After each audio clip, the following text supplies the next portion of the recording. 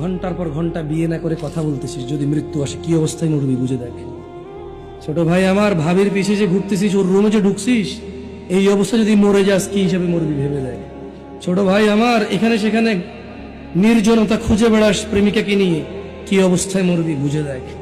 বোন আমার, হাজবেন্ড ডিউটিতে গিয়েছে অথবা বিদেশে আছে, তুমি অন্য পুরুষের সাথে সময় কাটাতে তোমার ভালো লাগে, বুঝে দেখো যদি মালাকুল মাউত মৃত্যুর ফেরেশতা আসে, তোমার ওই ফজর পড়া, ওই জোহর পড়া, ওই তোমার হজ করা, ওই তোমার সদকা করা, ওই তোমার দাড়ি রাখা, ওই তোমার টাকনুর উপরে প্যান্ট পরা, ওই তোমার কোরআন মুখস্থ করা, ও তোমার কোরআন তেলাওয়াত করা, ও তোমার এরকম ওয়াজের খরচ চালানো, সাদাকা করা, ইয়েতিম খাওয়ানো, ভালো কাজ করা, মা বাপের সেবা করা, বুঝে দেখো যদি তুমি জানা অবস্থায় মৃত্যুবরণ করো, মূলত তোমার ওই সময়টা ঈমানই থাকে না। কি থাকে না?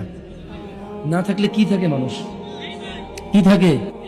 বে মানে হীন, ঈমান মানে ঈমান, মানে ঈমান ছাড়া একই কথা, মানে ঈমান নাই, কি নাই?